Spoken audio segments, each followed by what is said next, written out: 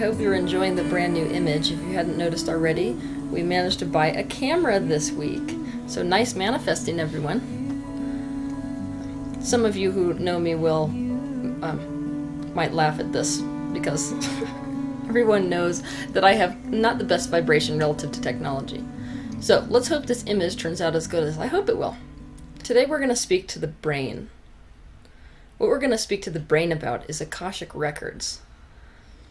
The Akashic records are a symbolic representation that the brain uses to represent the fact that every thought which has ever been thought exists. The Akashic record is the collective consciousness. It has been referred to as the mind of God, which as such happens to contain the information or the energetic vibration of every thought which has ever been thought in any and all universes that have ever been since the first division of oneness or source. It also contains a bit of future. What I mean by it contains a bit of future is, from where you stand right now, you have paths of probability which extend past your lifetime. The future is always a vibrational match to the present. And so if you change a thought in the present, the future paths change. So what exists in the Akashic record relative to the future is just probabilities which stem from your current vibration right where you stand in your life at this very moment. When we in human consciousness often think of this storage of thoughts, we associate it with a library because that is what we, in our human lifespans, see as a collection of information. So often when people visit these nonlinear dimensions, the experience of being there is being pulled into linear understanding. So that which is nonlinear is being formatted in a linear way by the brain when you come back into third-dimensional reality. So it's a linear understanding upon re-entry into third-dimensional consciousness, and the entire experience is interpreted as sorting through records, or images, so an image library of sorts. As some of you may have noticed, you can't get experts in any field to agree. I'm going to do a video on this later, what to do when no one can agree, but I'm going to present to you some information which has never before been said about the Akashic records, because I'm not one of those who agrees with many of the experts as far as the Akashic records in the relation to interdimensionality is concerned. Conceptualizing of dimensions is something that the brain is concerned with. It's not something that the spirit is concerned with. But for the sake of the brain and explaining Akashic records, it's behoove us to go into the understanding of dimensions. As I've said before, dimensions are divided in terms of vibration. They're not a spatial concept. It's our brain which is meant to deal with space and time, meant to format wave function into space and time, that is really telling us that their dimensions are existing anywhere other than in the now. In reality, all dimensions exist on top of one another, in the same space. They're just different vibrations overlapped one on the other. So you are existing on all dimensions at all times. In my opinion, the Akashic records don't represent one dimension. That's what many people say. There's usually a consensus that the Akashic records exist on the fifth dimensional, or this kind of thing. But I don't think information is stored on one dimension or another dimension. So the way that it really works is that information is stored on the dimension which it corresponds to. So you could think of the entire Akashic record as a giant library, and let's say this library is source. Even though right now, as you're thinking about a library, you're probably thinking about a building. That's because the brain can't understand the concept of no beginning and no end, and it can't understand the concept of no borders. But if we're going to talk about the Akashic records appropriately, we've got to give the brain something to latch onto. So let's call source the library. That's the ultimate dimension. All the dimensions within this library could be seen as different levels within a library, just like when you go to a library, there's floor 1, floor 2, floor 3. The different dimensions could be seen as these levels in the library. And there's different information relative to each level. So, each successive floor in this library is more expansive than the floor below it. So each successive floor contains all the information in the floors below it, including new information relative to the expansion, or the expansive totality of unity consciousness. Accessing the Akashic records has to do with you increasing your vibratory rate so as to be a match to one floor, and then the next floor, and then the next floor, and so on. Alright, I'm going to give you an example. In the fourth dimension, which is the one just outside the third dimension, we have access to every thought which has ever been thought relative to this single lifetime, from your birth to your death. It also contains your thought form, which is basically the energetic self-concept you have of you, which is why when you get out of body in the fourth dimension, you will experience your energy body, which is an energy duplicate. It is an energetic duplicate of the third dimension, but it contains, the fourth dimension contains, every thought which has ever been thought relative to your one lifespan. This third dimension is moment to moment. So even though our brains can conceptualize of the fourth dimension, that's why we have any concept of time. But the third dimensional reality is a moment-to-moment reality, meaning that all that exists is now, and now, and now. In the fifth dimension, every possible timeline from the single point that you've chosen for your third dimensional life exists. The symbology I like to explain with this is, if any of you have seen the movie Sliding Doors, in the movie the woman experienced missing a train. So the movie takes off on two different probability paths. In one probability path she makes this train and her life changes accordingly. And in the other one she misses the train and then her life continues along this path accordingly.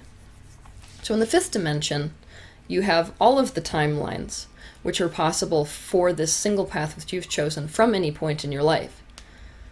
So that means not just from where you stand right now, but also all the probability paths which exist since you were born. As you can imagine, this is such a huge totality of information that the third dimensional brain has absolutely no way of formatting this for you in an understandable way. So, within the timeline from your one birth to your one death, the fifth dimension contains all possibilities within that one path. You are collapsing the waves of probability in the fifth dimension into a fourth dimensional timeline. That is what you are doing to form your concept of your one life and the one path which has been taken by you in your physical life. In the sixth dimension, you are unlimited by space and by time. And so you can instantly experience a new timeline within that fifth dimension from any of the probabilities in the fifth dimension. So instantly you could switch to the outcome of what would have occurred if something back in your infancy had been totally radically changed. So if one of the probability paths that you didn't end up taking from a point, say, in which you were 6 months old, you could chase that all the way to the end and instantly experience the end result of that particular probability path.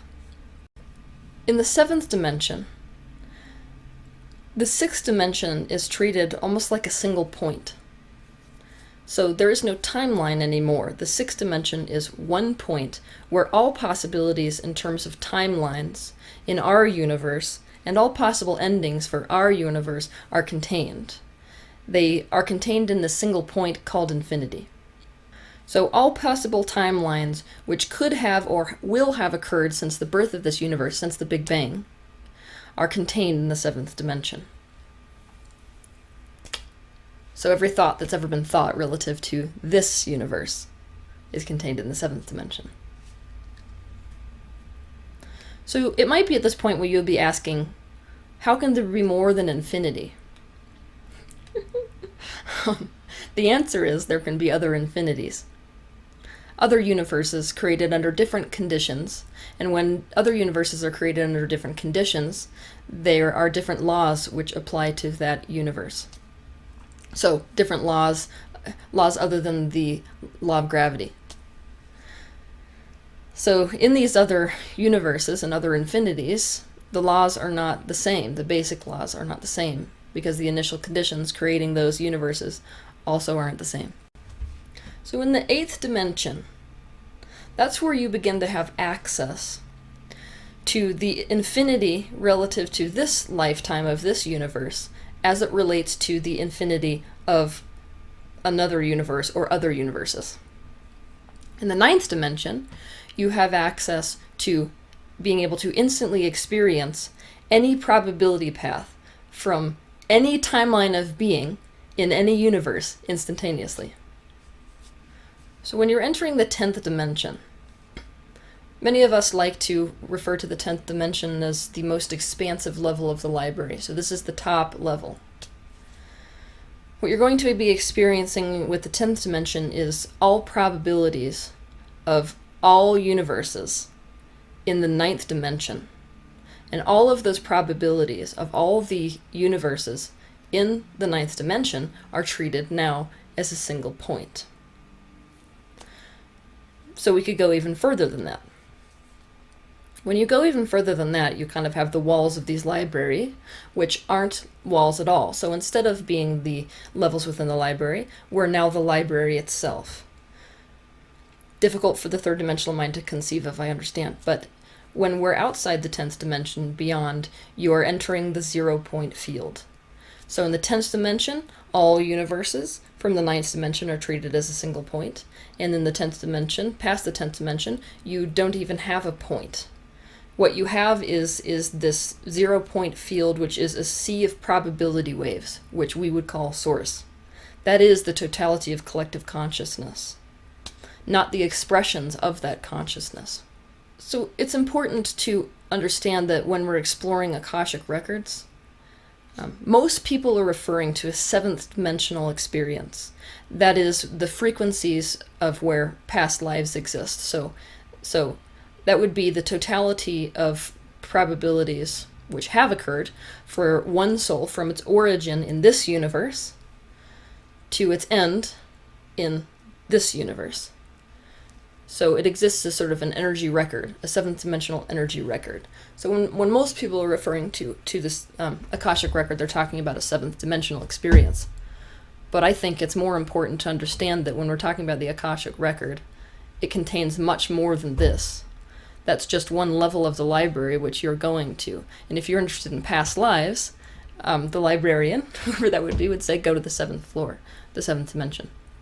Like anything, you're limited by your beliefs, most especially when we're talking about the Akashic record, because you access information in the Akashic record, or these energetic frequencies, by becoming a match to those frequencies first.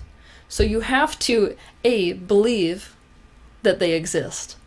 B, you have to believe that you can get there. C, you have to structure all of your belief patterns so as to let go of 3rd dimensional reality in order to be a match to the Akashic record.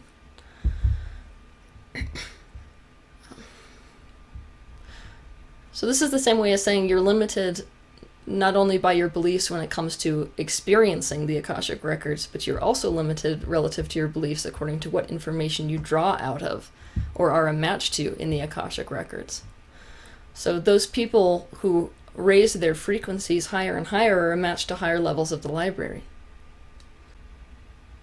All of this being said, any of you can access the Akashic records. It is a natural byproduct of raising your frequency, which is what all of us in the spiritual world are harping on. The more that you clear up your darker aspects, the more you do your shadow work, the more you face in the direction of what feels good, the more you're going to be a match to more and more information relative to the Akashic records. I understand that it might be really hard to conceptualize of dimensions, because your brain is a tool which is meant to be an interface for the third dimension only. But it is my promise that the more meditations you do and the more out-of-body work that you do, the more you will understand this concept of your own frequency being a match to the interdimensionality of this universe. And Akashic Records will become an experience for you rather than a concept, which is what we're really looking for.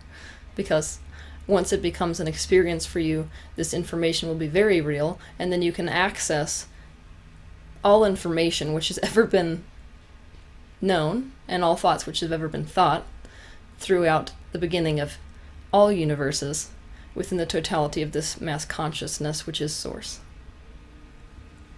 In the future, if any of you are interested, I was thinking about doing a video on how to access the Akashic Records, because there are some interesting tools which you can use out there if what you're really after is being able to garner knowledge from these dimensions, access the Akashic Record, in other words.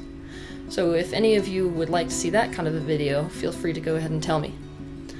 And I will see you next week.